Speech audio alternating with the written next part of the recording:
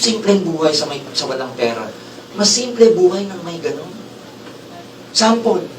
Siyempre may ganun ka, may katulong ka sa bahay, may maid ka. Tama? Tama. Yes. Kaya afford it. So pag may maid ka, pag gising mo, nakaluto na, kakainin mo na lang. Simple.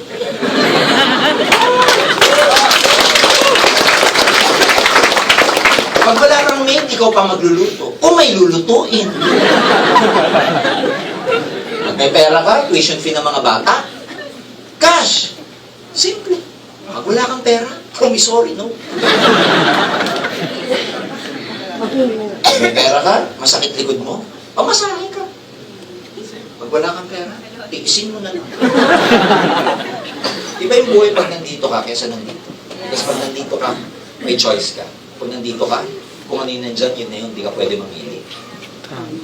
Pag nandito ka, pwede ka mamili. Ayaw mo ng ulam, paluto ka na iba. Sawa ka na sa Shangri-La, di magtutubang ka. Sawa ka na magkotse, di mag-commute ka. Sawa ka ng branded, di mag-ukay-ukay. Sawa ka na sa gourmet food, fine dining, di mag-turo-turo ka. Pero pag nandito ka, ang sawang-sawa ka na dito. Wala kang magawa.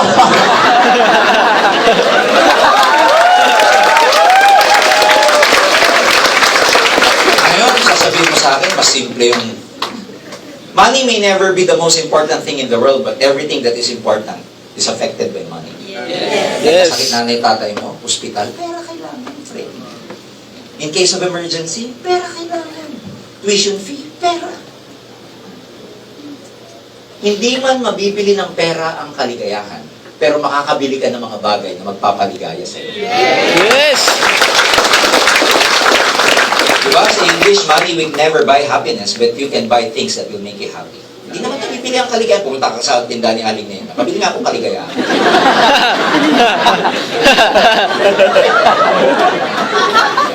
Pero pag marami kang pera, naglambing sa'yo nanay mo, luma na ref namin, nanay, luma na ref nyo, sige po, bukas, dalawa na yan.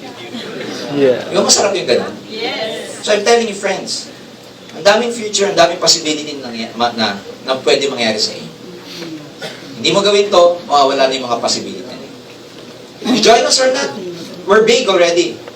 Nagagawa na po namin yung building namin somewhere in Ortigas, katabi-katabi lang ng Securities Exchange Commission. 23-story high building po yun.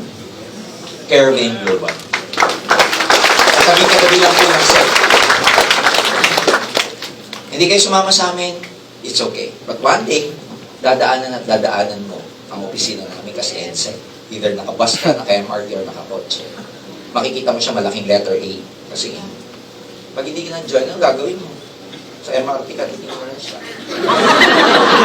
Ano sasabihin mo sa sarili mo? Naka-attend na ako dyan, guys. Samantalang yung global ambassadors namin na nag-join na dapat kasabay mo, nagsuswimming na po sa 7th floor namin kasi meron na sa buhay, either maging balita ka o makibalita ka na. I'm telling you, join us a few years from now. Ikaw naman na magiging balita sa kamag-anak mo, sa society, sa community, sa barangay mo. Kasi ikaw naman ang balita. Living global, ladies and friends, is like an urban opportunity that the doors are widely open for you. Para siyang plano ng mga pintuan bukas na bukas para sa inyo. Sumama kayo, welcome na welcome kayo. Hindi kayo sumama, okay lang. But whether you join this airplane or not, whether you like it or not, this airplane of opportunity will truly fly kahit hindi ka kasama. Ang akin po doon, kahit hindi ka na makasama, lilipad siya. Mano ba't sumama ka na lang para kasabay ka sa paglipad ng